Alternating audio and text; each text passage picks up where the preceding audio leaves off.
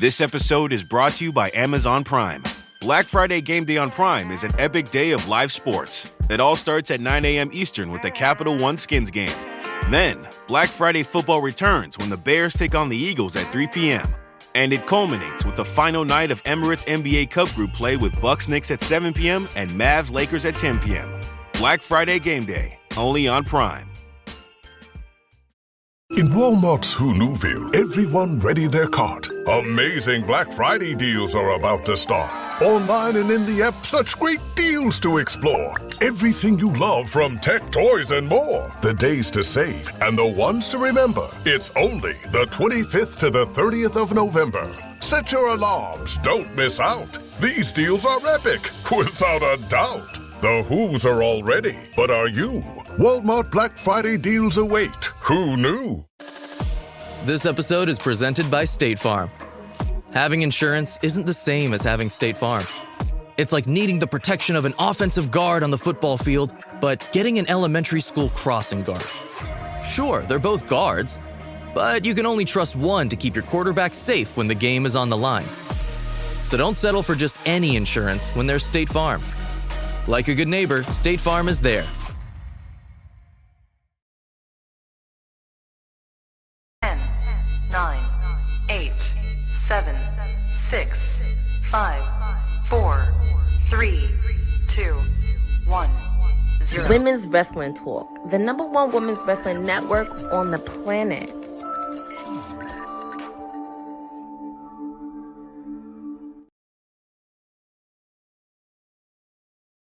Happy Monday, y'all. Happy Monday. Happy, what up, Lewis? Happy pre-Thanksgiving week for my folks in America. Canadians, we already did that. But wherever you're from, wherever you're hailing from, put it in the chat. Where you're from, what city, what state, what country, all that good stuff. Also, just for you guys, there's a lot of wrestling going on. It's very expensive. Go and get yourself a NordVPN on us. What does that mean? You can go to NordVPN, just put in our code WWT, and you get almost 75% off. That's what you want in your life. Another thing that we definitely want for this show in our life is the PR Princess, her life. She had, or PR Princess herself, I should say. She had a crazy long weekend. Shout out to all those interviews that she's doing. Courtney Rice is in the building. Hey, what's up, guys? Happy Monday. Yeah, it was a wild Saturday, I will say. But we were able to get a good chunk of interviews happening. Definitely a lot of chaos happened at Full Gear. I also did see AAA happened around the same time as well. So a lot of wrestling happening. And of course, it's the final Monday before Thanksgiving in America. So a lot of stuff we got to cover. A lot of stuff definitely happening. You can catch those interviews on IG. You can catch our watch along and post show for Full Gear, and with the sprinkle of AAA on YouTube, 4.5 hours. I'm not even gonna complain because Courtney was doing wrestling. It felt like 13 hours or something like that. And we'll get into all of that. But big news, I guess we've discussed this before. So WWE announces 3 of their newest recruits at the Performance Center, which again is interesting because they've been kind of letting go of people, adding new people in, etc. The only thing I can think of is, not everybody's perfect for the job. So it is a job. And they're looking for certain specific things, and people might not make the cut in time or get everything, so they keep it pushing. That's the only thing I can think of. However, but my other side of is like entertainment feels like something that you can if you educate people properly, you can get what you want from them. But anyways, thoughts. 3 new recruits at the Performance Center. What do you think, Courtney? Well, it's really interesting because I just saw the article that Fightful posted, and this actually happened during the tryouts during SummerSlam weekend, because I know they did do tryouts during that period as well. And also some of the wrestlers that you see, they've had background in gymnast, athletic background, which we have seen many people, most specifically, not just in WWE, but also in NXT, that have that background of doing like basketball or soccer or anything else. And it's very interesting. Just continue that cycle I know we've talked about this a lot, and also with the cuts that we've had throughout this whole year, we've had people getting released, let go, or they decided they didn't want to do this anymore. It's very interesting, but I think many people realize WWE is going to keep continuing to be a machine. They have the NILs, obviously, of course, they have the PC, and even the Kama Boza mentioned it's a possibility because is LFG renewed for season 3? Right. Because LFG 1 and 2 went back to back. So it Yes. makes me think that maybe it really didn't do well in the ratings. Or I mean, yeah, I don't know. It's interesting. I did like the show. Very reality based. I think it brings in people who are not necessarily wrestling fans. It's kind of like almost the same amount of people who started watching wrestling because of Total Divas. Yep. So I think that's what LFG brings. But it takes money to run a TV show. So we'll see. Shout to Bosa. Lewis is hailing from DC. Okay, I see you. And Eric in the chat. But we'll see what happens. I think it's one of those. It's almost one of those concepts like you throw certain things at the wall, or essentially in this case, you throw certain wrestlers at the wall and you see which one sticks, which makes sense for the WWE universe. So we'll see what happens. Another thing that is happening, congratulations to AJ Lee. She revealed she's writing a movie for Dragon Ball Z, which I think is going to be huge because I know, not personally myself, but I know there are Dragon Ball Z fans all over the world. So I think this is going to be a good thing for her. Any thoughts on this? I'm actually very happy, and also with the fact too, this is the same writers who did not just Dragon Ball Z, they also did Sailor Moon as well. So people are very familiar with Sailor Moon, including myself. I'm a huge fan of it, but I'm very happy for AJ to really jump into that. And also, she was on Stephanie McMahon's podcast on What's Your Story. It's out today. This is actually her first podcast appearance since she returned to WWE. So I know we're going to dive into a little bit with Stephanie in shortly, but I'm very happy AJ is doing something that she loves. She said that she's in anime, she's in the video game, she's a nerd herself, so she does relate to a lot of people, and I'm very happy she's diving into an area that she loves and enjoys. And we all love seeing wrestlers being interested outside of the ring, obviously not just with AJ. We have seen it with Mercedes, where she's in the anime realm, especially with some of her outfits in New Japan. Obviously, of course, we've seen a lot of people step into the music space with Swerve and Max Caster, and on many others that stepped into the music world. So it's really nice to see a lot of wrestlers be interested in other things. Yeah, it's nice that it's kind of like, I wouldn't want to say she did it right, but she was able to do her career on her own terms. She kind of used the vehicle of WWE and was able to, make it work. Did you get to see the interview? I didn't get to see the full interview. I saw a teaser of it where her and Stephanie wanted to clear the elephant that was in the room that happened. And we'll talk about that shortly. But yeah, it was just a teaser. And I was like, oh, AJ and Stephanie McMahon in the same room. That was very interesting. Yeah, well, I mean, let's go into it. Let's talk about it. Because, we could talk about the elephant first and then also go into the women's evolution. So what was the elephant that they were talking about? Well, obviously, if you did not know, a couple years ago, this is like when the revolution started, AJ was very vocal about equal pay towards women's wrestling. And apparently when she tweeted that and when Stephanie tweeted it, it just kind of blew up in a way. So AJ was actually one of the first few ladies in the women's revolution, because you have to remember the period that she was in. And this is like no shade to some of the other ladies. Like, there weren't getting many 30-minute matches. It was kind of considered bathroom breaks. And also with the fact to Stephanie, yeah, it was pretty much. And it's funny because Stephanie McMahon praised Patricia Arquette for fighting for equal pay and women's rights during her Oscar appearance speech at the Oscars. She tweeted that. And AJ actually responded by saying, your female wrestlers have record-selling merchandise and have starred in the highest rated segment of the show several times, and yet they receive a fraction of the wages and screen time of the majority of the male roster. Hashtag use your voice. And pretty much, I'm not going to go further, but Fightful actually posted this, and AJ kind of addressed this. A long time ago, the women's division was in a different spot. It felt like an uphill battle a lot of the time. I was one of the first people really fighting for it quite vocally. When you are the first to do something, you get hurt storming the gates. It's a little rougher. I think it's worth it because it opens a path for people that come behind you. There was an incident on Twitter in which you had posted about equal pay. And as I mentioned earlier, that was what she retweeted. And Stephanie replied back saying, you were champs, so you did have a lot to lose, but the courage that it took to fight for what you believe in, the fact that you were a different character than any type of stereotype, the audience loved you from the start. They connected with you in a special and unique way. I appreciate your directness. I'm a direct person as well. I'm sure some people think I'm rude, but I don't mean to be. I hate all the BS. Let's just have the conversation. In preparing for the interview, I read all the backstage gossip about what happened. I was like, I don't remember that at that time. It's so interesting because people never really know. I was actually happy that you posted that. I wasn't happy that it was directed at me because it wasn't anything I had direct control over. But I was really happy that you did, because the whole women's evolution in the WWE, it didn't happen because of executives.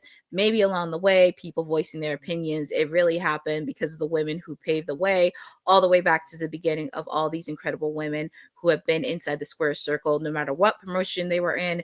Then for our audience, when they started Give Divas a Chance at that time, that's what couldn't be ignored. The audience would have never gotten behind the movement if it weren't for people like you who actually stood up for women publicly and took on the machine a little bit. It was a big deal, I thought.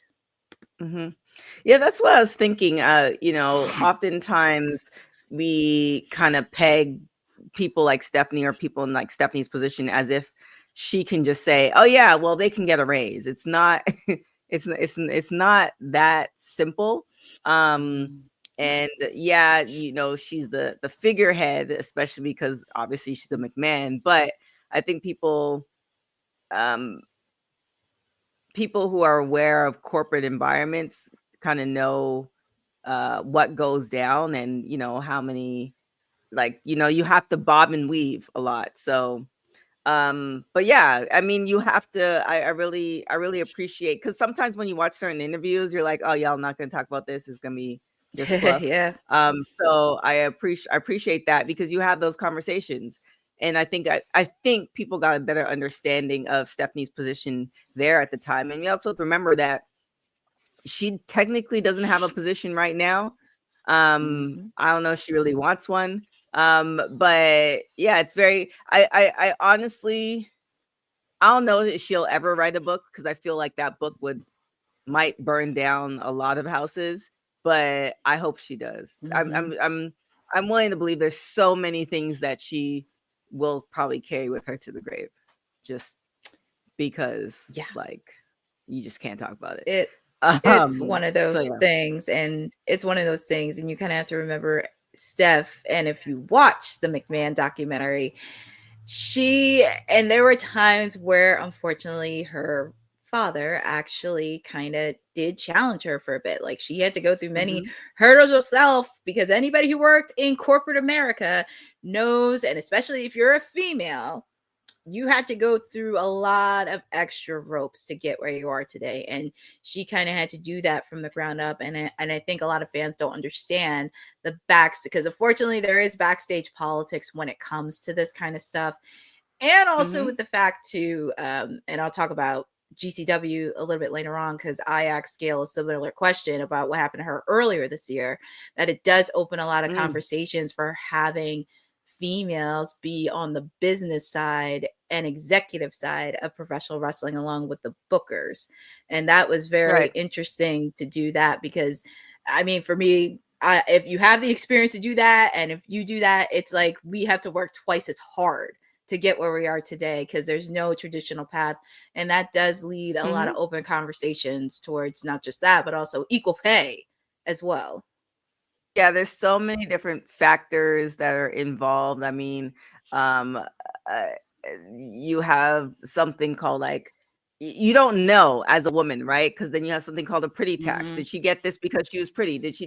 And it's like all these things, and then you start questioning, and this you can also play into race as well. So it is challenging.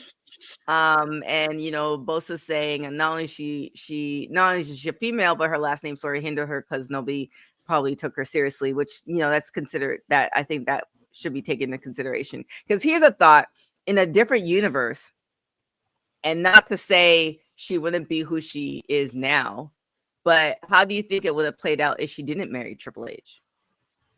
I think that would be a different conversation. It would be very interesting on that, because we remember when she first started in WWE, and not many people did take her seriously. So that's also another hinder to do, and also the work that she's done on the philanthropy side of it. So that would be very interesting. And I think people would treat her differently if she wasn't a McMahon. Like if they looked at her as like, she's Vince's little girl, she wasn't with Triple H, but I don't know. Yeah, it's I mean, that's a whole different universe. But what is currently happening in this universe, he's decided to grace us with his presence. The councilman is in the building. I'm here for a good time, not a long time. Okay. Oh, that's much better. Oh, y'all look ridiculous on the vertical side. Y'all look ridiculous. You're like, here for a good time. Here, and then y'all right down here this small. I was like, vertical. You're here for a short time, not a good time, or for a good time, not a short time? Whichever one makes sense to you. I may be able to stay the full show. I may not. I'm currently still working. Your councilman has a lot of constituents to talk to as we get ready for Survivor Series. Okay. You got to get things ready, and let's also try to get over this sickness. Still sick? Still sick, man. Just congestion. That's all. Okay. Did you get to watch the interviews, the AJ interview? Watched the whole interview. Nice. It was great. I think it was a great introduction to her back outside of the WWE. I'm glad the elephant in the room, as y'all had mentioned, was up. Which what's funny about it is it's an elephant, but it's not an elephant. The only real crappy part that I took from it was Stephanie put something out and things were going, and then it snowballed to where she got kind of thrown into the fiery range, and all the stuff started coming at her, which is why Stephanie brought up, like, she was just kind of hurt that, it felt like it was singled out to her and everything. And that's how people kind of took it as, oh, well, you're holding the women's division back and you should be giving them a chance. It's like, whoa. First off, I agree with all of them. Wait a minute. I'm not holding nobody back. I agree with them. But it's clear, like, what IWC does when they get these things and you got the crowd and you got the audience involved, it like turns into this bigger thing to where it's like, dang, now it seemed like there's friction between them. And then you're at a time where Vince is there, and Vince loves taking real life stories, even if they're somewhat fabricated, and then spinning them into the actual storyline, feeding that illusion even more. And then on top of, what happened when those things were going, then on top of the fact of what was going on with her husband, and then her husband, it's like, more stories, more weaves and threads start getting pulled and fabrications start getting told. And really, it's just one of those, like, y'all leave and then that's never cleared up. So now you got almost a decade of like, oh, do they still hate each other? And it's like, no, we don't hate each other. Like, we just, things happen and we never got a chance to really clear that up. Kind of the same thing like Blade and Ryan Reynolds. Everybody thought Wesley Snipes hated Ryan Reynolds, and that just wasn't true at all. And then they finally got to clear it up, like, 20 years later in Deadpool and Wolverine, where he was just like, he was like, I don't like you. You never did. And just to be able to throw that joke, like, yeah. But it was really like, yo, they never had a problem with each other. Oh, okay. Oh my goodness. I remember that, but I didn't know that's what the reason why. Look at you educating outside the universe. Yeah, because both of them were in Blade 3. And the rumor was that, like, Ryan Reynolds was being like cocky and an asshole to Blade, and you know, Wesley Snipes caught an attitude about it, and it wasn't really that. It had to do with how the director was trying to portray Blade, and they didn't like a direction that they were going in. With basically, they was trying to lower down who's the main character of the film, and so he lashed out about it. And then they tried to make it seem like, oh, because he mentioned Ryan Reynolds in it, it was distinctly towards him. And it was like, no, it has nothing to do with that. Gotcha. Well, thank you for the education lesson, Councilman. Another thing, so speaking of education, so Bailey kind of announced that I actually thought it was happening, but it's happening soon. She's announcing that one of her goals is to open up a wrestling school, which I think we saw it coming. She's mentored so many women, and she's already thinking of her, I don't want to say exit plan, because you have Seth Rollins, who has a school and he is, you know, doing his thing. So thoughts on this, and then you have the seminar that's coming up, which is going to be the 4th through the 6th in Orlando. And by the way, Bailey, if you're listening, I will be in Orlando, so you know, I just want to be a fly on the wall. I don't want to train. I just want to be there to witness. I won't even tell people what's going on. I just want to be there. Why she acting like she ain't got Bailey's phone number? Why she acting like she can't get You know, the funny thing is, so, you know, it's funny because sometimes when I've done these interviews throughout the years, sometimes I'll get the person's number to confirm. And then I'll be forgetting that I have people's number on my phone. And it's like, oh damn, yeah, okay. But no, yeah, I don't remember. Not that I don't think I have a number. Now I just realized I have somebody else's number. Anyways. See how her internet messed up to where she couldn't put out that bullshit statement.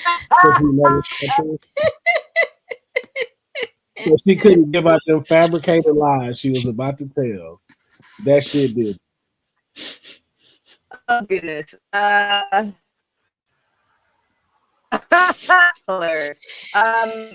So thoughts, Courtney, and you know, how will this, I mean, thoughts on this, especially with women's wrestling and you know, what Natalia's doing with her school. What are your thoughts? Oh, we just lost her. So, well, I'm gonna go first with my answer. I mean, people know Bailey's really well respected in the wrestling business, not just WWE, but everywhere. I mean, everywhere you go, people have always influenced, not just by Bailey, but also Mercedes as well. But everybody always says Bailey. Like if you see in the blooper moment, but you will always see some of the stories that people always say about Bailey, and it's not just wrestling, it's just some of the stuff that she's been through, and she's kind of like everybody's favorite cheerleader.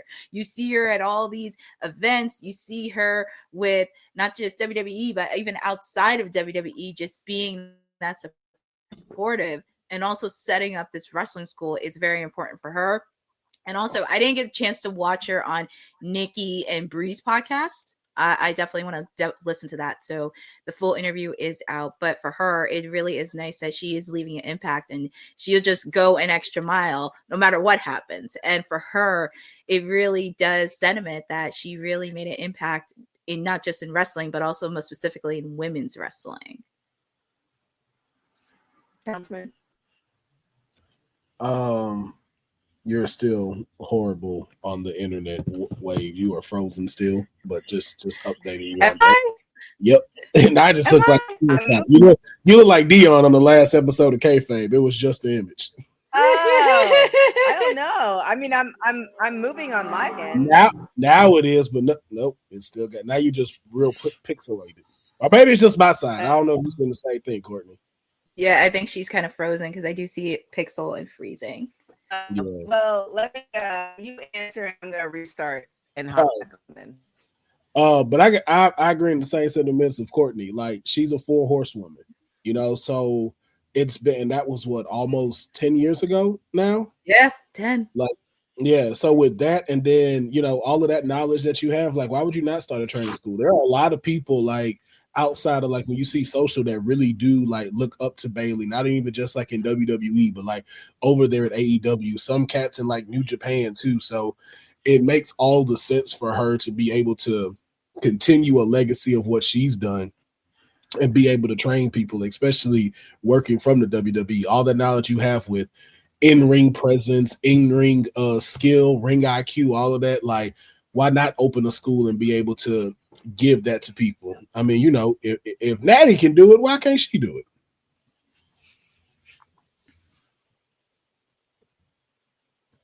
That's it. I think she's so frozen. Still missing TK right now.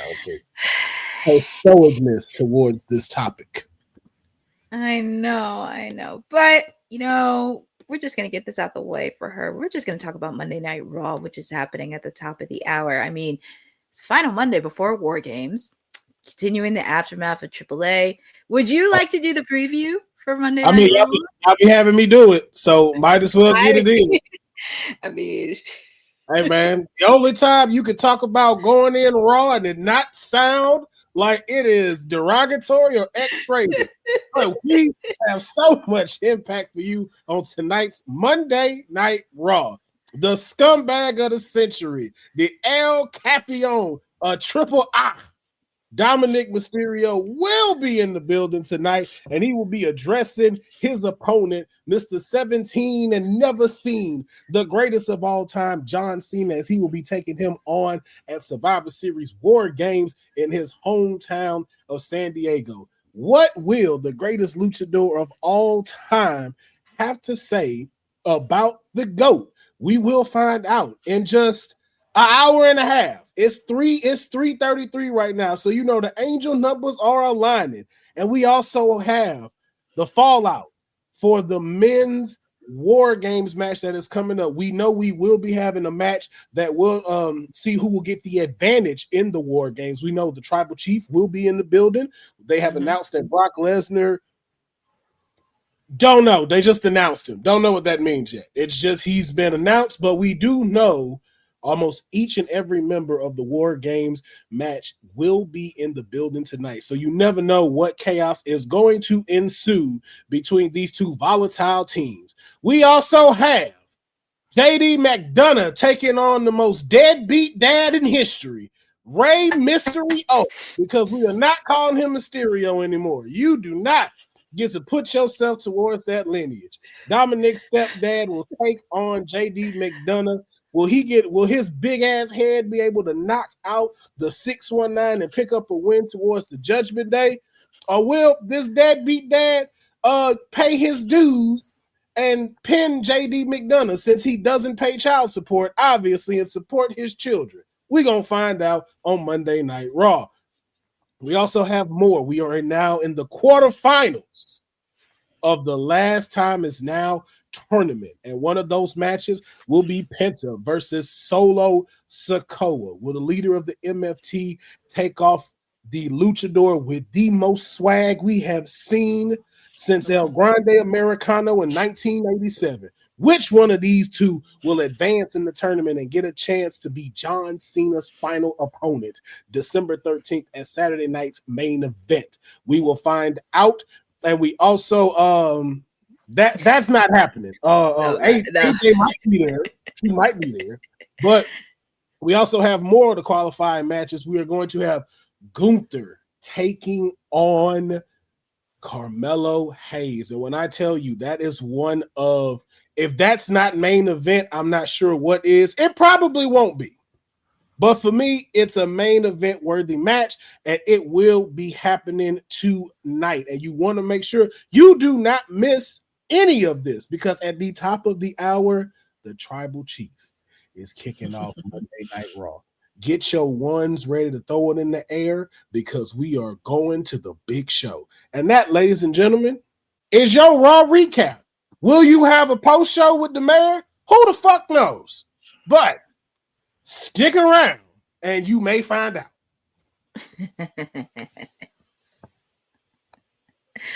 Well, that's where it is. And also one more thing I wanted to add to, Becky Lynch will also be in the building too. Who knows what she's going to have, especially harassing Adam Pearce over the weekend. So who knows what is going to be in store for Becky Lynch. Yes, we will see. We shall see. But is there a match in particular that you're interested in for tonight's Raw? or anything happening tonight on Raw. Gunther versus Carmelo, man. That's one of those where I'm just like, yo, I don't want either one of them to lose. I don't want either one. Those are the two out of the entire remaining people in this tournament that I want to see go to the finals. Like, I wish this was the final match to that tournament, but it isn't. But that is the one I'm very much looking forward to, man. I know those two are going to put on such a show. And then the other one with Penta and Solo. Just the personalities of those two in the ring. Mm-hmm. That's what I can't wait to see. Cannot wait to see that. And then hopefully we get to see something from our IC champion, Maxine. You know, what is the next step for her? Is it Becky, or is she moving on to somebody else since Becky is involved in War Games now? That's what I'm looking forward to. What about yourself? I think outside of those two matches, we're definitely going to get a lot of chaos. I'm very curious on what Dom has to say with John this weekend, because obviously we know he retained the AAA World Heavyweight title. So very curious on what he's going to say. What names is he going to call out Mr. John Cena, with the fact he will be at NXT tomorrow night, friends. Just a quick FYI. So John will be doing that. I'm very curious what's he going to say on that. Obviously, who knows what chaos we're going to have on the men's side. I'm pretty sure we'll see a little bit from the women's War Games, seeing that. And obviously with Penta and Solo, I mean, I'm sure we're going to see some of the MFT try to do some shenanigans in that match ahead of their traditional Survivor Series match on Friday. But it's going to be very interesting, and hopefully they do have a good solid go home show before War Games this weekend. I do got a question. Yes. And this more for like your opinion. Why is that match not on Survivor Series? You know, it was crazy. When I thought about that, I was just like, yeah. Because it's only 4 matches. Like, you could have had 5 and that be one of them, right? You could have 5. I mean, that's tradition. You should have a traditional match in there. Yeah. Like, I don't get why. I was like, okay, so y'all giving us a Survivor Series match, but it's not on Survivor Series? I mean, that match right there, and I have to say that's more entertaining than the men's War Games, if I'm being honest. At least it's a little bit entertaining. Hey, listen. I said it on kayfabe. That War Games has only 2 outcomes. Either it's going to be incredible or it's going to be incredibly bad. Mm-hmm. There is no in between with that match. There is way too many egos in that ring. Way too many. And you got the biggest one in Brock Lesnar also in there. So it's like, what is going to happen? And also, too, all of them not fit in that cage. So how is that going to work?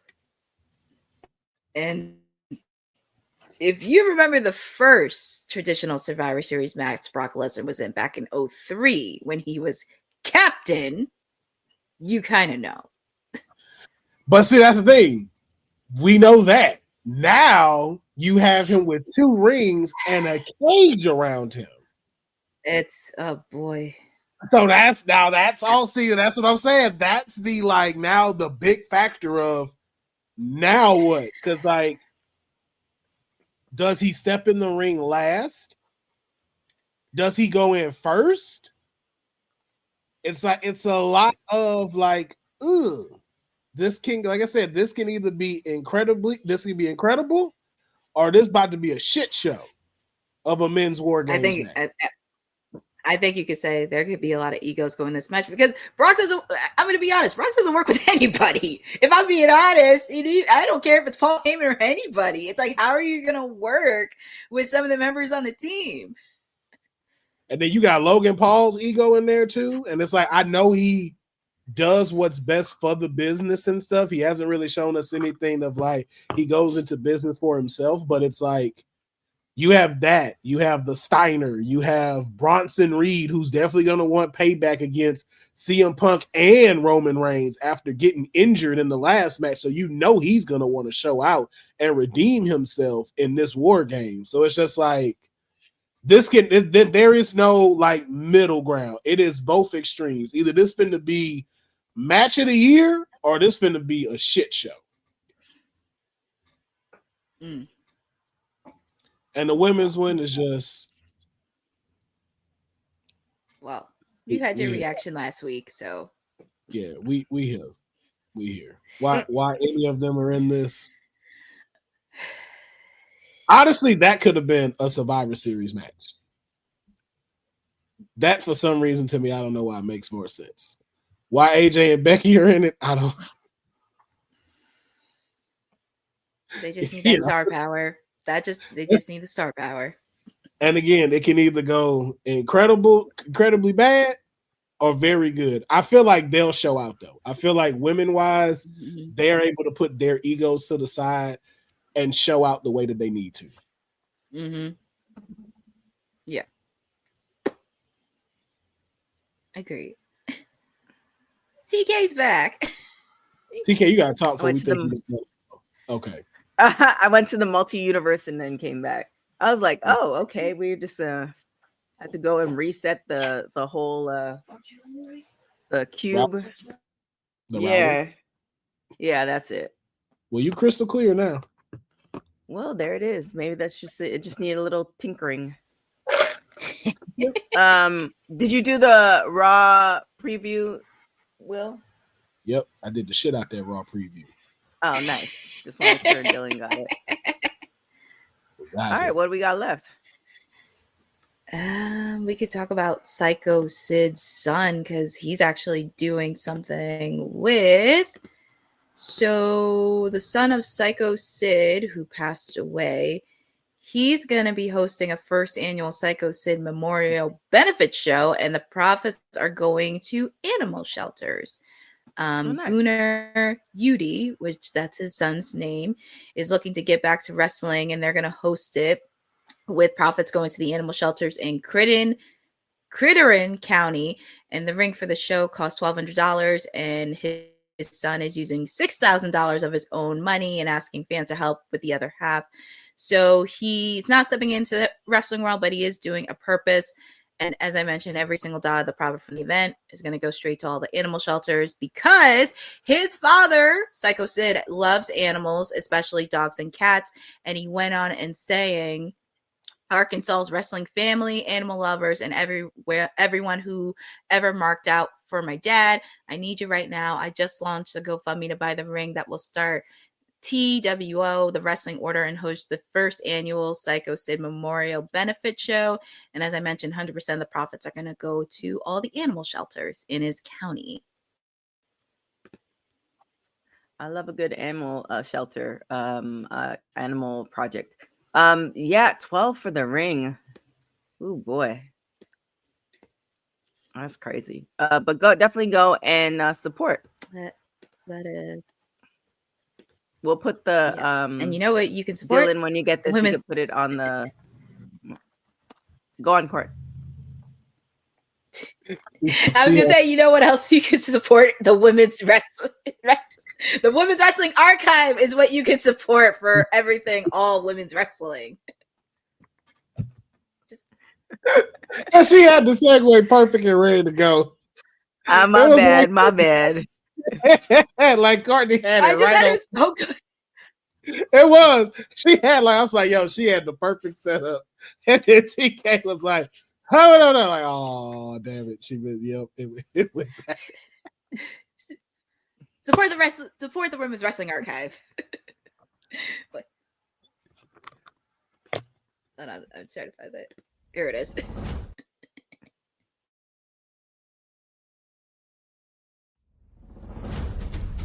Women's wrestling didn't just show up yesterday in glitter boots. We've been here the entire time, body slamming through history.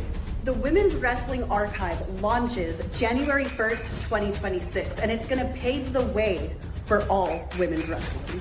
Because if we don't document it, a man might say he did it first. This has been a passion project for a very long time. Head over to the womenswrestlingarchive.com to donate $1, $5, or whatever you can. It all goes a long way. Let's give these women the spotlight that they've always deserved. Her story belongs in history. Help us preserve it today. Join us at womenswrestlingarchive.com. Support the archive. Support women's wrestling. Donate today. Yo, this been played so much. At this point, if a man does make this before we do, y'all ain't shit. I want y'all to know y'all ain't shit because you had your chance to donate, and you don't let Apple beat us to this. Okay, that part. Do not let Nick Khan beat us to this. And for damn sure, don't let Tony Khan beat us to this. Donate and support the Women's Wrestling Archive before Saudi Arabia decides to do it and display it all over there, and we can't go look at it and whatnot. Support $1, $2, $3, $5, $6.13. You can use cents on here since we don't carry none no more in real life, but you can donate today. And it's the holidays. Well, why would you not want to not get your favorite people on WWT something by not supporting the Women's Wrestling Archive? We don't want presents. We don't want cash apps. We just want y'all to support the archive. Make it great like Mercedes Monet's title reign right now. All right? And get us to a championship wrestling archive that can launch as early as January 2026. You can go look at everybody that has wrestled, okay? Wendy Richter, that other lady that also wrestled Wendy Richter in the ring, Candace, Tori, Quamisha, Jewel could be on it. Gail Kim can finally get her respect because she definitely doesn't have it for me. Natty as well. You can find out all kind of information about them on the Women's Wrestling Archive. Don't miss out and not be a part of history. Courtney, do you want to talk about your weekend and your interviews? Yeah. So just a quick FYI announcement regarding AEW before we jump into full gear and talk about my weekend. We do have a little bit of breaking news regarding the Continental Classic because we thought we were going to get an announcement on Wednesday for Thanksgiving Eve, but Tony Khan just wants to tweet out on Twitter. So he tweeted out on Twitter today, it's Selection Monday, where the Continental Classic will start this week on Thanksgiving Eve, but we will find out who will be the Blue and Gold League wrestlers tonight. The Continental Classic selection will be streaming on AEW's social channels, possibly on their YouTube channel tonight at 10 p.m. Eastern time.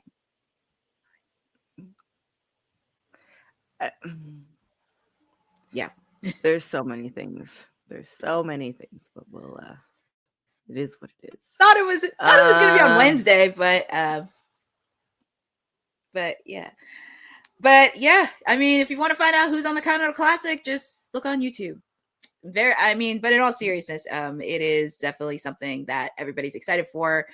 I'm very curious on who is going to be there because there's been a lot of people within the AEW realm that has been making moves. So we already know, obviously outside of Okada, because I want him to get rid of that belt. I'm already sick of him with 3 belts already. He's going to be in it. Takeshita's going to be in it. And Kyle Fletcher will be in it. We now know Kyle O'Reilly will not be in it. What? Time it. You're on mute. How many belts does Okada have? He has 3. He has 3 belts. I only saw him with 1 on Full Gear. No, he has 3. He has 3 belts. So does that mean that one just represents all 3? Well, I don't even know how they did it. So he had the Continental Championship belt and Kenny Omega had the international one, and they did the winner take all match. So with those 2 belts, the international and the Continental one, they created a AEW Unified Championship match. So that's considered the 3rd belt from All In Texas. See, I be trying to give your product a chance. You see, Courtney, I be trying. Then they go do stupid shit like that make me go back over there with them TK people. You see, I watched all the Full Gear with TK, and I enjoyed myself. And then I gotta find out, why can't he just be AEW world champion? I don't know. And then they just throw another belt on Ricochet. Is it me again? We're gonna talk about that in Full Yes, Gear. because we're gonna be talking about you and your interview. I'm sorry. Let's not get no, that's okay. I talked a lot about Okada because I'm already sick of him without the belt. But anyways, it was a very fun weekend. I do want to give a thank you to GCW, Tommy Fierro, and everybody from the team at ISPW Wrestling. It was a really great event at the American Dream Raw. I was very happy. Myself and Honey had to attend a GCW Fan Slam, where they actually had a show afterwards, which was very cool, in the mall, by the way. If you go back in time, like from WCW and back in the day when they had malls, it was very interesting. Also with the fact too, I was very happy, and I know Honey will probably talk about this in Kayfabe later in the week. I was very happy we did get to chat with Karrion Kross, and also her number one pick, Matt Cardona, because he was there, and very happy that we got to do that. We also got to see Hacksaw Jim Duggan was there with his wife doing a meet and greet. We also got to see Brian Myers was there too from TNA. Tommy Dreamer, shout out to the team from Busted Open. He was there as well. Rhino was there. And also seeing Gail Kim, which, by the way, this was her only appearance in 2025. I was very happy to meet with her. And TK mentioned she was one of the early people when this first started. She was one of the people that second interview. And she was very upfront, and she had her own social team there. So you may see us on her social channels as well, because she had her own social team there. But also it was a really great conversation, which will be posted before Thanksgiving. And she was very sweet. She was very open and definitely led that discussion. So you guys will get to see that soon. But it was a very fun event. I was very happy that I got to attend, and hopefully ISPW and GCW gets to do this in the future. And plus, it was a packed house in their matches. The matches looked really good. I was very happy to see that. But again, shout outs to Tommy Fierro, ISPW, and everybody from GCW on making this event successful. Remind me also too to cuss Honey out when I see her. Oh no. Remind me, to cuss her ass out when I see her. That you hear that in the background. That's what Honey gonna need when I talk to her. Oh my gosh! I just realized we're all wearing glasses. And thanks, MB999. Yes, but she needs to know to put her stuff in real format and stop playing. Okay. Oh, also, who filmed those with Matt and Karrion? That was me. Well, also, I gotta cuss you out too, then, ma'am. Just I ain't gonna cuss you out. I'm gonna just do one gesture.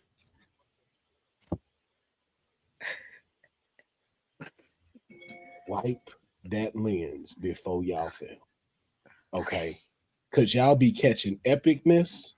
And y'all already know I'm a producer and an editor and a graphic. Y'all know that's gonna make my balls itch every time I see y'all do shit like that. Y'all know that's what's gonna happen when I see this. Y'all got all this greatness on film, and this all it took. This all it took right here. And I'm gonna just leave it at that because y'all did a great job. Honey getting the full curse out because I've been told her to keep putting that stuff in reels, and she want to get all excited and put it in square. Now it don't get all the shit it's supposed to get. But you have improved on your posting, so good job to you. And actually, my interview with Gail was clear, so I did check. Yes, it was. I just have to do some editing later tomorrow. Well then, all right. I don't think we need to go over Full Gear because we already did. Is there any highlights that you want to talk about? Well, at least Courtney. We gotta get Courtney. Yeah. Oh my goodness. Oh yeah. Well, I'm not gonna go too. Wait. Hold on. Will, ask Courtney what time she got off. She left the scrum. Yeah, because I know I saw the video with Ricochet. He said it was like 1:30 in the morning. So what time did y'all leave? Because I know he wasn't the last one to go home. 2:00 in the morning. So it was over at 2. Mm-hmm. How far is it from your place? It really wasn't that far. I didn't get home probably till like before 3 in the morning. You sleeping all Sunday. Pretty much. Y'all some true wrestling. It's actually funny because Tony Khan, and I was telling Courtney this, and I'll say it on here too. It's like he makes sure that everybody gets questions, which is great, but it also results in a long day. But usually when I used to go to these shows, like I remember I went to Seattle, watched the show, did the scrum, and I was like, there's no point in me going back to the hotel. So I literally went back. I went to the airport to catch a 6 a.m. flight. And I think I got to the airport at like 3 a.m. There was like, it's just because I already knew that the media scrums are always on the longer side of things. But, there's positives and negatives for everything. But shout out to AEW. Yeah. Anywho, sorry, Courtney, getting back to your experience. It was a very good experience. It was a solid show from top to bottom. I think they did deliver. I do want to give if Courtney would have left early, no. MDB, I'm going to put you in timeout, sir. But anyways, I do want to give a congratulations because Ricochet did win the national championship, and I did chuckle during his scrum during his interview. Do want to do that. We do have a new TNT champion in Mark Briscoe. It was a good match between him and Kyle Fletcher. They definitely did deliver. Mm-hmm. I got to give a credit to Kyle O'Reilly because, I know people are not too fond of Kyle O'Reilly, but I will say this was one of the biggest wins that he had because if you remember, from when he first started in AEW, he was starting to pick momentum, but then he got injured, and now he's back. And he's with the conglomeration, but I was really happy he did pick up a big win over Jon Moxley. That was a really, really huge win for him, and hopefully they continue that momentum. But it's AEW. I don't want to take it with a grain of salt. Do want to give credit to Miss Toni Storm and Mina Shirakana on getting the win. I don't know what stipulation they're going to have with Megan Bayne and Maria Shavir, but who knows what Toni has in store. Do want to give congratulations to Chris Statlander to retaining the AEW women's title. And like I said, I had a chance to ask her a question during the media scrum, which I will post later in the week. And giving a shout out to her. Also, congratulations to Samoa Joe. He is the new AEW World Heavyweight Champion. Mm-hmm. But we saw the return of Swerve Strickland, who has a new theme song, by the way. And if you do not know who's on his theme song, well, if you know 90s hip hop, you know who Raekwon is and the Wu-Tang Clan is. Pretty impressive. Yes. Yes. Also, I did the dangerous ad-lib. I'm pulling the Dave Meltzer. I'm just going to say what I want to say. I did the dangerous ad-lib on the song, so you're welcome. We'll just start doing that for the rest of the year. I'm gonna just say shit that ain't true like Dave Meltzer. I also have more breaking news. AJ Lee is actually 6'3" tall. Just throwing it out there.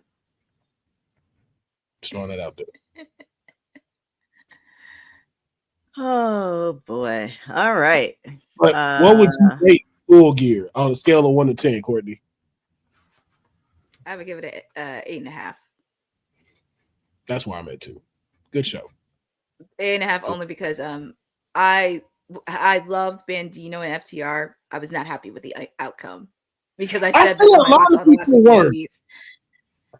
Yeah. What's up with that? I know we trying to get out of here, but like, what was up with that? Because I've seen a lot of people on the internet like they were not happy with FTR winning. If you recall, because when the Hurt Syndicate were tag team champions, the Hurt Syndicate did not want to drop it to FTR. So now it's like, oh, they beat Brodino because they didn't want to lose to the Hurt Syndicate. And also with the fact, too, for me, because I'm a person that loves tag team wrestling, I get it because Edge and Christian are supposed to come back soon, so that's why they're kind of doing it. But I'm just going to be very honest, and I don't mean to be blunt because I'm not usually a blunt person, and I'm going to be very honest. I do not need to see another trilogy of the Young Bucks and FTR. I'm sorry. I just cannot afford to sit through that. Now, if it was Edge and Christian, then I could see it, but it's just I cannot sit through another trilogy. I just really, really can't.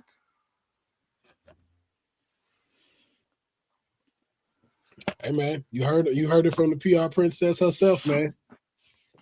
Keep that trilogy underground.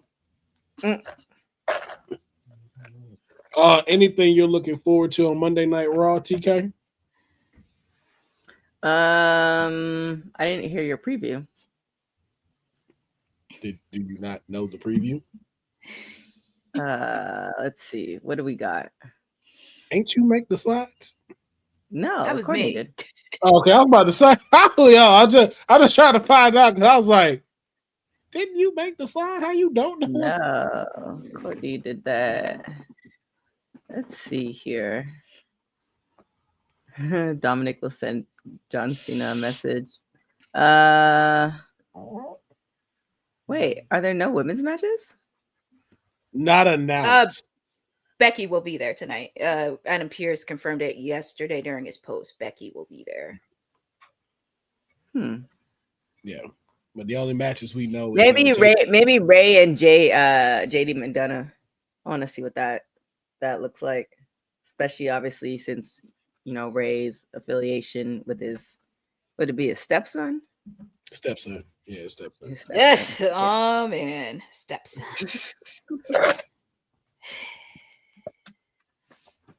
Good old stepfather who ain't never done nothing for Dominic. Can't believe do we have anything else? No, I think we went through everything. I do got a question. I just don't know if I should ask it here or not. I don't know. Depends what the question is. Can somebody tell me the Bellas? Because I don't get it. The Bellas. What do you mean? Yeah. What about I don't get it. Like, I don't understand why they so hyped. I don't understand why they keep being able to come back. Now, and to give context, I was not into WWE at the time that they were there. Not because it was them, just the company in general. So I just want to make sure that's clear. They had nothing to do with me not watching at that time. It just wasn't a product that interests me at that time. But I be seeing them return like. Would you want me to go first? Would you want me to go first?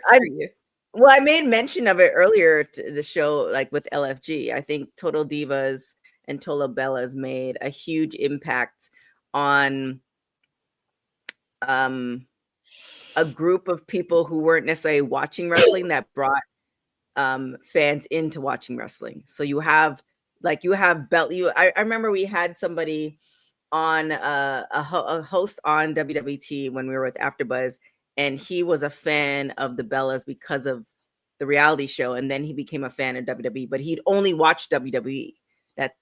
So I think that plays a huge role in their numbers and wanting to see them return. I think that's one of the reasons, Courtney. Well, for me, because I was still watching wrestling at that time, I was not the biggest fan of the Bellas. I understand why they brought that in back because I'm looking at this from both sides. PR side, I understand because the brand side, the reality show with Total Divas, they did bring a lot of eyes, especially to people who did not watch wrestling. And it did bring a lot of impact pretty much in a way that there are now. So I can't take nothing away from them successfully. Now, for the other side, the wrestling fan side, I mean, I understand because they weren't trained, which was crazy because they trained when it was FCW from back in the day with Natty and everybody else at that time. They were at the developmental territory stage, so they did train, but also with the fact too, it was very polarizing weird because when they were dating both Daniel Bryan and John Cena at that time, there was a lot of messiness backstage, especially towards Maurice and Maria, because if you watch Total Divas and you saw what happened, where supposedly, allegedly, they tried to block their way of trying to get in, and Maurice had a little bit of a fit where she did confront both of them about that. So there was a lot of backstage concerns, and especially at that time with AJ Lee when she was the then Divas champion, and that's why they had Nikki be the reigning Divas champion and try to erase AJ, because there was a lot of pettiness backstage. Now for me, it's always very hard because I can't diminish anything, but I think at that time they kind of said they were the pillars of the women's revolution, which I'm like, okay, let's take a step back for a bit, because AJ and Paige, but also for me, I grew up with Trish, I grew up with Lita, I grew up with Jazz and Jacqueline. Those were the women that I grew up with. So you have to understand, if it wasn't for Trish Stratus, if it wasn't for Tori Wilson, they would not be in existence today. But I can't take anything away from them. But at the same time, I kind of had a little bit of thought like, okay, where are we going with this? Right. I don't know about the pillars, but I think definitely showcasing that you could take wrestling and make it viable businesses. I think it's a huge thing too. So I think in different avenues, they've definitely been trailblazers. Like, I mean, to take reality television and then go from Total Divas to do their own spinoff, to have their own wine label, to have all these other businesses is not an easy fate. Ooh, sorry, my bad. Who was the first? Oh, Miz. Who The Miz did it first, but okay. Oh, the Miz. Oh yeah, the Real World. The Miz. Yeah, but that wasn't his reality show. No, the challenges now are his. Like he is he owns part of that and does the hosting and produces. So like the But ones he's you not see, a woman. That's true. This is true. Like, I mean, you could say that with you could say like John Cena did or The Rock did an amazing job as far as jumping from wrestling to movies, but and then there's no but. Like, who's going to be the next woman to do that and be on that level? Because there are women who are doing that. They're in movies, but is there a woman now that is on the level of The Rock? Not yet. Who? Level on the level on The Rock as what? In Hollywood? Well, in Hollywood. Oh, The Rock made a jump from wrestling to Hollywood. He also took that wrestling to Hollywood to create his own production company, to make his own movies, and now he's on the whole level that there's a whole sect of individuals who know he's a wrestler but have never seen him wrestle. And they're still standing like his. So who, as far as woman wise, who is that woman?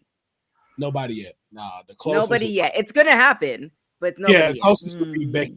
Probably that would be it. That's probably the closest one. Right, but That's Becky's on Becky's on Becky that probably, bubble. she was in movies. Right. Bianca could be on that bubble depending on her role. Jade could be on that bubble depending on whatever roles they eventually get in the next couple of years, but nobody's done that. And so I'm saying with the Bella twins, yes, you have the Miz. However, what they showcase throughout their reality shows and after that, and how they spun that, like is definitely trailblazing. And just like every other woman has done different things. Trish did amazing things. Jacqueline's done amazing things. Jazz has done. Every woman has done amazing things to push this forward so that women can now go get pregnant and come back to their job and still do other things. Like that's very much a progression. So definitely shout out to them. But as far as, they brought in a lot of people who weren't wrestling fans, who started watching wrestling because of them, who were introduced to wrestling because of them. A lot of women there, and I think it was either Bosa or MDB who said it, a lot of women started wrestling because of them. I've done several interviews where they've said that the Bellas were the reasons why they started wrestling. So it's like, yes, there are people before them, but you have to kind of say where they got started. You have young girls who watch the reality show who wanted to be wrestlers because they didn't see Trish because they weren't even alive when Trish was wrestling. Yeah, So that's there's a lot of different things that are in play. So I get what you're saying, but I also feel like pretty much anybody, and you know this because you've the only one as far as I know, Courtney, have been in the ring. It's like the wrestling is not easy. Nope. So all the people they inspired wrestles better than them. That's so interesting to me. So interesting. Well, went back and looked at some of those matches, like, Again, return on investment. If we could see those papers. That's how you're telling, like, what you're telling me. That's how I know that show had to be successful. It was on, Total Divas was on for 10 years, and how long was that's what I'm saying? Like that show had to have been successful because watching their matches, I was like, why are these girls on TV? Like, I'm not disrespecting women or anything like that. I'm just talking about in these particular two, when it came to being in the ring, I was like, okay, so why do all of these people flock to them? Because I watched Nikki versus AJ, and I was like, I see why AJ quit. And it's funny, WWE posted that on the socials. Wait, can you see me? Am I out? Am I in? Am I no, out? we can see. We just very clear. Okay. Yeah, I mean, you could say that about them, and you could say that about a lot of wrestlers, men too. So, I mean, I get where you're coming from, and the degree of wrestling ability is different for everybody. You have people who are great wrestlers, but they are not going to touch, like, as far as monetary, they're not going to touch anywhere near the Bellas or other wrestlers.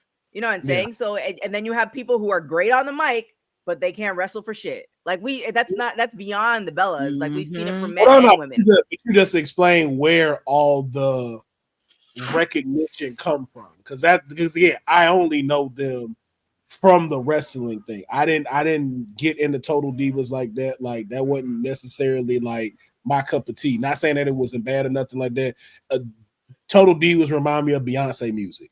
Like, for someone else, like, that is their world. Like, me, that ain't my music. I respect it. I respect everything she does. Y'all call her the GOAT. I'm not gonna disagree with you or anything like that. That's just not something that caught my eye. So that was why I was asking like that, because not knowing that side, I only knew the wrestling side, and I was just like,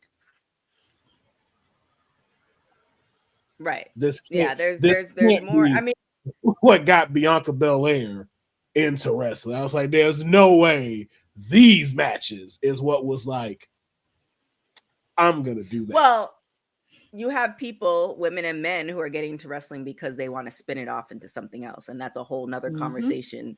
Yeah, that's all had as well. Yeah, but it's just kind of like yeah, and at the end of the day, no matter what, whether it's Bellas or wrestling, and in general, if you talk to any promoter beyond the TV or production of it, at the end of the day, it's butts and seats. Yeah. So if you're a great wrestler, but you have, I don't know, 5,000 followers, and you can bring 5 people, and versus if you are an okay wrestler, but you have a huge following and you can bring in 1,000 people, guaranteed that person's that producer or that booker is always going to book the person who's 1,000 people, because we just saw a ring cost $1,200. He's putting up $6,000 for the ring. Yeah. If he could bring in one wrestler and that could pay for the whole amount, and he doesn't have to put out his own money, then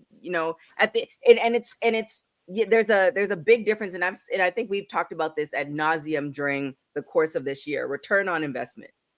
Like, there's the precious thing of wrestling, which I think AEW brings to the table, where it's very much wrestling heavy, and then you have entertainment, where WWE brings it to the table, whereas we need butts and seats in order to sell these tickets, and now people are paying $5,000 for a front row seat ticket because they want to see entertainment. Guaranteed, they probably are not as wrestling IQ as you are, Will or Courtney. They just want to see entertainment. It's all about the money at the end of the day. It's all about money. Yep. Well, y'all made it make sense now. Like, now that it's the Total Divas thing, I was like, oh, okay. Now this makes sense. Okay. Yeah. So it was the show that sparked it. Gotcha. I I might be wrong. Whoever watches this later on, comment in the chat. That got to be it, because like I said, it has to be. Yeah, I've looked at their matches and I was like, okay, what else is keeping them here? What else? I just gotta know. And again, WWE, I would love to, have me back there so I can look at the paper. I won't even tell the secrets. I just want to see them right. Because I went again, them highlights and some of the matches, I was like, I see why hashtags gives divas a chance started changing around. I see why. So if you want it, I gotta say this correctly. Oh boy. You me and Courtney. Well, okay.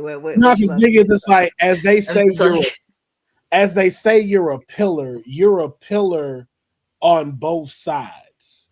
You were what showed the future, but you also showed what was wrong with what needed to change. Because of how y'all did in the ring, most people looked at it like, yo, this the bathroom break. And because of those catalysts is what got everyone else frustrated and was like, yo, give us a chance. That's why you wouldn't make an anti-diva like Paige without seeing that. But on the other side, because of Total Divas, you got to create the longevity of a wrestler outside of being in the squared circle and not having to go be just a correspondent. Not just having to go be like a behind the scenes producer. You showed that like, yo, you can make a whole legacy for yourself after the physical side stops. Right. And you also have to take into consideration, and this is beyond wrestling too. So let's just take in the wrestling component. At the time that Total Divas started, and if you look back, and this is not a plug, but a subtle plug. If you look back at a lot of the interviews that I did in women talking about how they started, they often say that they were the only woman in the training school. Now you're seeing, and you could credit Professor for this term, the pandemic babies, where you had a lot of women who came out of the pandemic wrestling, going to wrestling school, all this other stuff. The amount of women that we're seeing now, I bet if we were to look at the numbers to 10 years ago, as far as if we were to take each wrestling school and take the number of women then versus the number of women now, is totally different. So you're putting the education behind it. When the Bellas started, they started at a diva search. And it's no shade to them because they were athletes, but they started at a diva search. It was a little bit different. So that's to take into consideration. Then you also, as far as athletes now, what they're getting in college, what they're getting in high school, like I was running on 2 torn hamstrings. That wouldn't have even been a thing if I tore one of those hamstrings this time, like in this era. So you have to take all of those things into consideration as well, as far as skill and stuff like that. Like, kudos to them. I think they both said that the level of women now today is, they're not there. It just is. You have women who are, starting. I mean, you have Roxy, you have people who are starting 13, 14 years old. Paige was a phenomenon when she started because of her family. Like, she grew up, she was pretty much born into it. So you have to take a lot of different factors and into all of that compared to where it was when Total Divas started, even prior to that, versus what it is now. So, it's just, I get where you're coming from. It's also like, I have the same type of opinion about Kim Kardashian. Whether you hate her or love her and how she got started, this chick has been in the industry for 25 years and created multiple different businesses and essentially created a whole legacy for her family, her children's children, off of one thing. Like, regardless if you hate her or love her, she's managed to stay on television, which is unheard of, for 20 plus years. Like, no disrespect, and it ain't no disrespect to Bells. I really, like, again, I didn't get it. Don't mean I don't respect it. I just didn't get it. But I will agree to disagree that y'all are definitely not the pillars of where the women are today. I'm not gonna say that. Yeah, did they say that, or is this like I think they might have said that because I think it wasn't Brie, it was Nikki that said that because I forget it wasn't recently. This was like a couple years ago. She said that, and I was like, now like, yeah. And was it in a promo or was it in an actual interview? I think it's been twice. One was in an interview, and then one was in a promo, and one was like recently when she just made her return.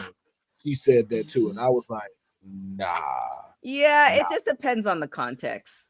I know, I know, Bozo. When you circle back, because I know you be putting the comments, circle back in because it really depends on the context of when she says things. Because I think back to the interview that I did with her on the red carpet. Actually, it was this year, and we talked about Cena, and she answered it, but she knew what she was doing. You know what I'm saying? So I think it really just depends in the context. So know, like you said, it is. Yeah, like you said, if it was an interview or like a promo, because if it's a promo, it's like, okay, the character is saying that. I'm not gonna knock you as a character saying that, but it also was said when it was not in a promo, so it's just like. And then also you can't beat twins, meaning that they're memorable. Like you're already at an advantage, regardless if you can wrestle or not. Like. Yeah, there's two of y'all. So that if you take any person and you just have them watch wrestling in that era, they're going to be memorable because they were twins. Just like China was memorable, and it's not disrespecting her wrestling or any of that, but China stood out. Like people are still calling for China. People are still calling for Hulk Hogan because he stood out. So anyways. Enough of my soapbox, but I'm just. I also covered Total Divas, so And you mentioned that. I didn't watch it, so that's why I was like, "Yo, y'all gotta let me know," because apparently, like this was supposed to be like, "Yo, the thing," like, "Yo, you missed out on the era of the Total Divas," and I guess I obviously did, because like I said, when it reflects onto the wrestling side, it was like. I don't see how y'all are all loving these twins like how y'all loving them, but it's because I'm missing a big piece from it. Yeah, and then another thing you have to take into consideration: they're the generation that benefited from Title IX. They're the generation. So now you're seeing women in sports and women making money off of sport, like. That show was very revolutionary in a lot of different aspects, and that's what attracted me to watching it, because it's like I'm an athlete and I love to see like the combination of the two. That's why I liked LFG. Like I like that type of stuff where it's just like, all right, cool, I can rock with this. So there's groups of people who don't even know at one point Title IX didn't even exist. You just women here. Girls and women thinking sports it's always been like that for us, and it hasn't. So that's another thing too to take into account. Yeah. Oops, sorry, Beulah. Anyway, sorry for my my monologue. But I think we're done, right? And attracted where? In the ring? MD, you.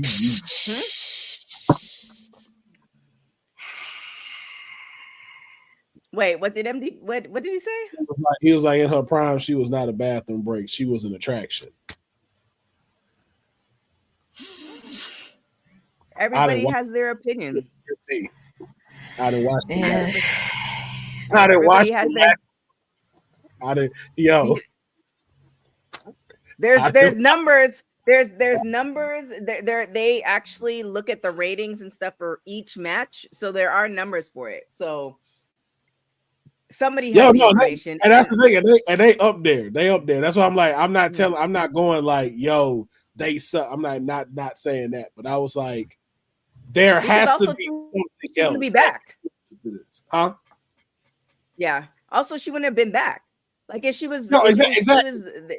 There's other factors involved too. But that's why I can't agree with Bozo when he says I'm one of those that hate the Stephanie and Nikki man. I don't hate it, not at all. Like you don't get that if you haven't made something as a staple. Like again, Bianca Belair stating like watching Total Divas is what brought her on. You've done something to contribute to this. Like I said, do I consider you to be a pillar? No. Do I say you contribute into this women's revolution? Oh, absolutely. Right. And there's no reason why it don't make sense why she gets a title shot. But like I'm not disagreeing with that. Like it's one of the obvious things to happen, and it makes it an easier thing for Stephanie to defend and possibly win to close out the year, so we don't have to worry about really burying anybody right now, because there's no woman on the roster currently that can really afford to take an L for the women's world title, except for Nikki, because it just puts Stephanie over even more. But now, as far as that match is going to be concerned,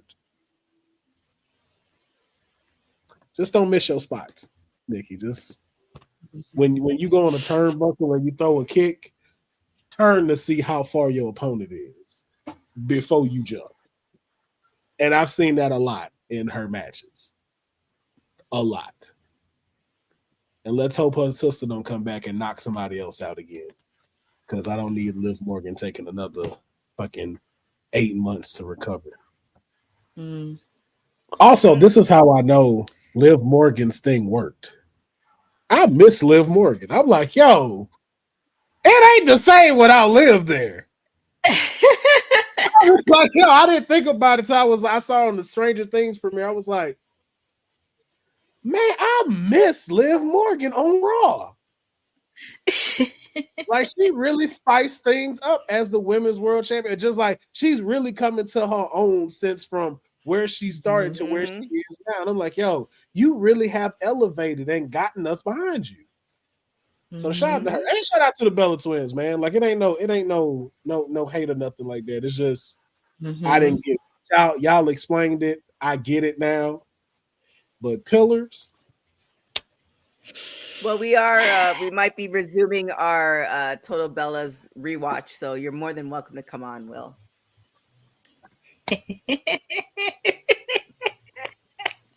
Total Divas, baby.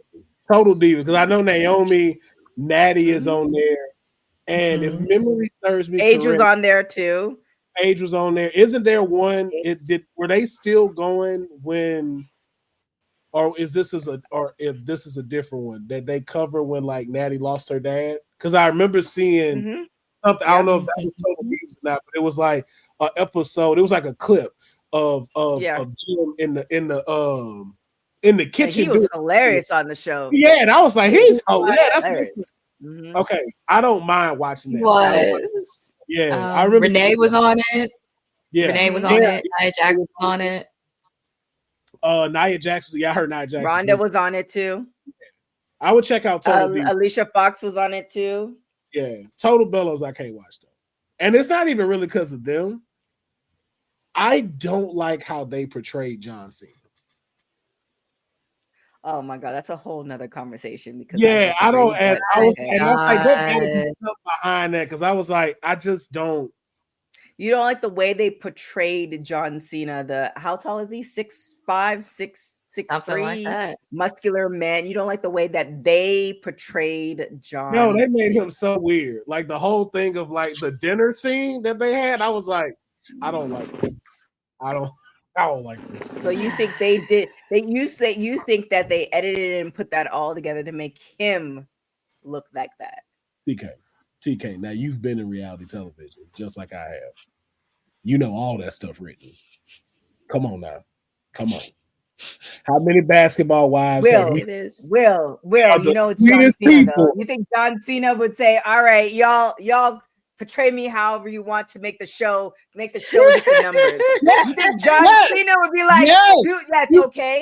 TK, you've heard him say that in interviews. Like he doesn't complain. He goes with the show. He said that before. He has literally said that about when he was in WWE. Same thing when he's doing movies. Like he doesn't really say a lot of stuff. Like whatever they give him, he delivers. This is WWE and movies is different from reality television, which even though, yes, I agree. It's relatively very, very scripted. It's no longer reality anymore. However, there are people, because you know that, and people in the industry know that, the average person in the Midwest doesn't know that. I know why? Because when I used to be a tour guide for TMZ Tours. I used to the questions that people ask me, I'd be like, yeah, you think this is real. And I'm not going to give away the secrets, but it's just kind of like he knows, like he's a smart individual and he knows that people are watching this. They're going to think that this is his personality. So again, if he's going to agree to that for his personality, that shit was weird. I hope he got a huge check, but I don't think so. I'm sure he did. I just think that's him. I think that's him. He's very, very militant. There's rules. Nikki went with it, and then they made that is what it is. And John Leonard is like whatever his name is, a fucking creep. Every time I see him, I'm like, you look like you got a white van at your house right now. Oh my goodness! How did you get all of that from what you did? You barely even watched the episodes. Hey man, listen. I see John Laurinaitis on WWE. He looked like that too. That man was like a creep. Every time I saw him, I'm like, yo, he was always annoying on TV. I'm gonna say it just like this, but he definitely won. He gave Don Callis vibes, and also too, he looks like a supporter of Pat Her on the Pussy. That is exactly what I got when I see John Laurinaitis. Oh my goodness! And that's why he is in the shit that he's in now. I was like, yo, face and suits don't lie. And that was John Laurinaitis. And we see now what's happening. I'm like, that dude, I do not like that guy. But I'm down for total Bellas. And, I don't like reality shows like that anyway. Not the Bellas, just reality shows in general. Like I had my whole crackhead fix for a couple of years and I got away from it. That's why I don't watch the 90 Day Fiancés. I don't get into the Love Island stuff. I don't do the Love and Hip Hop no more. Like, nah. I can't do it. Mm-mm. All right. Well, Courtney, where can everybody find you? I can't. Yeah, reality shows for me, that was long gone after The Real World. After I watched it, that was it. You find your exit and you don't go back. Yeah, you find them and you just. I like getting paid to watch them, so Oh no, that's different. I'm getting paid to watch them. Yeah, I had to watch Love and I did. I was covering Love and Hip Hop for VH1, and I literally watched. I think we started watching. It was the first season of Miami, so I had to go back and watch. I don't know, 6-7 seasons of Love and Hip Hop. So, but I was getting paid to do it. So. That's what let me know right there. I needed to get out of reality television. I watched every season of Love and Hip Hop, and that's when I knew I was like, I got to get this hold off of me because the fact I'm so interested in Stevie J and Jocelyn right now. This is ridiculous. I need to get out of here. Somebody help me. I can't watch this no more. And then they had the one with Ray J, and that boy changed his hat like 6 different times. Just Hollywood. Yeah, and I was like, okay. That's what got me the job for VH1 because I was doing it for AfterBuzz, and they saw me on AfterBuzz, and then they offered me the job.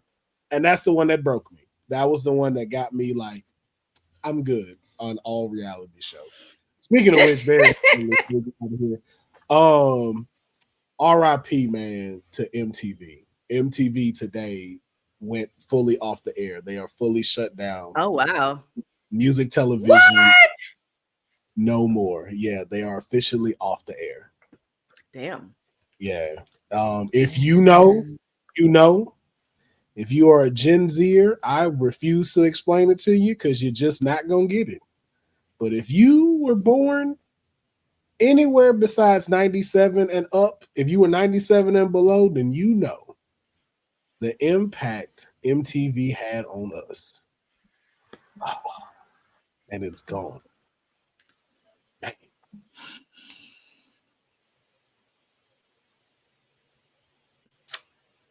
Man. If YouTube wasn't so thing, I would play How Do I Say Goodbye, but don't think us. They need to figure that out, man. This is getting ridiculous. Like, we need to figure out, not we, YouTube, y'all need to figure out shared monetization when they come to music, man. Like, y'all got to figure this out or something, because there's so many moments that we can have with like music that we love that we could be able to throw into stuff. And it's not fair that we can't monetize our stuff just because of that. Like, man, get with these labels, figure something out. Sick of this. I be wanting to play Tip Drill on Kayfabe so bad sometimes. Just for no reason. Courtney, where can everybody find you? People can always find me chirping periodically on WWT as much as I can. Wednesday, you get to spend a special Thanksgiving Eve with me for AEW Dynamite because we continue the fallout from Full Gear. We're also going to kick off the Continental Classic. Friendly reminder, they're going to be announcing the participants later tonight at 10 p.m. So whoever's going to be in those matches, you better get ready because we are in store for a great Continental Classic this year. So feel free to hang out with me and also sharing a lot more thoughts on AEW Full Gear that happened during my watch along. Also, make sure to follow me on my socials at CourtneyNJ11. Check out the highlights from GCW Fan Slam, also for Full Gear as well. I got a lot of content that I'm going to post up. Obviously, I'm going to post the interview that I did with Gail Kim. It was a really great interview where they did open up a lot of discussion for a lot of females to be holding the business side, operation side of professional wrestling. So I thought that was a good conversation. Also did tap in because I'm a fan of Food Network, tapping into her husband, Chef Robert Irvine, because he does love some wrestlers in the UK that I found out. So really a great interview. Obviously, I am going to post the interview. I asked Chris Statlander in the media scrum as well. So feel free to check me out on socials. Also, make sure to follow ISPW Wrestling because the next time I will be doing commentary is February 13th, 2026. We have Girl Power Pro Wrestling 3 happening in Parsippany, New Jersey. We're also, as I mentioned, we're going to have Carissa Rivera, formerly known as Electra Lopez, be there. And we're also going to have the virtuosa Diana Perrazzo there as well. There's going to be a lot of surprises happening, but yeah, she's your PR princess, your timeless elite. She's got a lot of stuff cooking. And yeah, I can't wait to spend Thanksgiving Eve with everybody for Dynamite. There it is. Councilman. Gail wins the Continental Classic. I said I hope Willow Nightingale wins the Continental Classic. That's what I want. For the men? Are you sure for the men? Why not? It's 2020. It's 2025. Why not? Shake it up. Why not? If Kane was watching this, he would be a happy little camper. You know what I'm saying? Let's shake it up. I would love for Willow Nightingale to just be a huge monkey wrench in it. So, yep. But you can find me at Will Pharaoh, PHARAOH. No episode of Kayfabe this week because it is Thanksgiving, so we want to make sure people be able to go celebrate with their families. I will not. I will be cooking my own Thanksgiving dinner, getting high, and watching Harry Potter because that's the thanks I'm gonna be giving because I can do that. But no episode this week, just so everybody can enjoy themselves and have a good time, eat some turkey. Besides, it's Dion's first Thanksgiving as a papa, so we want to make sure he be able to spend his time as he need. And let's all be honest, by the time Kayfabe start, everybody gonna be asleep from turkey. Damn, that's a lot of turkey. Hey, listen, it go down to some households. I'm not having turkey because I'm not cooking that. But I'm gonna have me some ham, some mac and cheese. I might cook some yams with little marshmallows on the top and some cinnamon. Got me some green beans cooking, some mashed potatoes, and some lamb chops. All right. Well, with that being said, thank you for that menu. You guys can follow me everywhere at TK Trinidad. Make sure you check out WWT on all social media platforms. So there's not going to be any shows on Thursday or Friday, but we'll see you back on, WWT live shows, I should say. We'll see you back on Wednesday and then obviously next Monday. With that being said, thank you guys so much for watching Women's Wrestling Talk, the #1 women's wrestling show on the planet. Ciao for now. Thanks for joining WWT. Don't forget to like us on all social media platforms at WW Talk Pod. Like and subscribe on all video and audio platforms, like yesterday, my G. And check out our website at www.talkpod.com. Thanks for watching Women's Wrestling Talk, the #1 women's wrestling network on the planet.